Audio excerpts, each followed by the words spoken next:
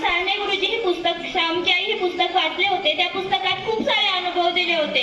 त्या पुस्तकातील मला काही अनुभव हे अतिशय आवडले. ते अनुभव मी तुमच्या समोर सादर करते.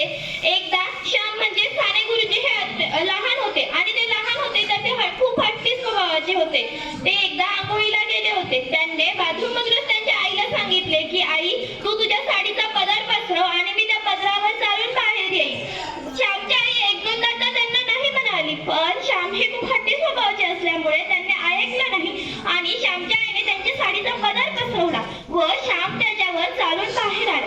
त्यानंतर श्यामच्या आईने त्यांना सांगितले की बाळा, जसा तू तुझे पाय लहान करू शकत नाही, जसे तू तुझे पाय लहान करू शकत नाही, तसे तू तुझे मन देखील स्वच्छ ठेव.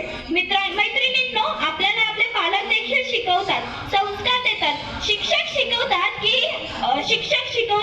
की आपण आपलं मन नेहमी स्वच्छ ठेवलं हवं, स्वच्छ ठेवायला पाहिजे. दुसऱ्यांबद्दल कधीच त्याग आपल्या मनात बाळगायला नको. तसेच संस्कार आपण घ्यायला हवे. त्यानंतर आधुनिक अनुभव मी तुमच्या समोर सांगते. साने गुरुजी हे एका शाळेत शिक्षक होते. ते ज्यावेळी शिक्षक होते त्यावेळी ते काही विद्यार्थ्यांचे खूप आवडते शिक्षक असल्यामुळे एका विद्यार्थ्याने त्यांना बक्षीस म्हणून हरिणीचे कातडी ही भेट म्हणून द्यायची असे ठरवले.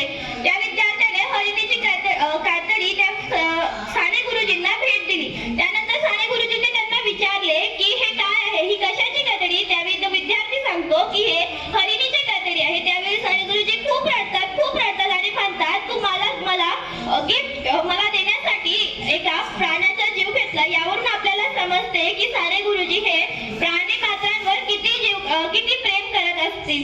आपल्याला देखील प्राणी मात्रांवर प्रेम करायला हवे. दुसऱ्यांबद्दल किंवा प्राणी मात्रांबद्दल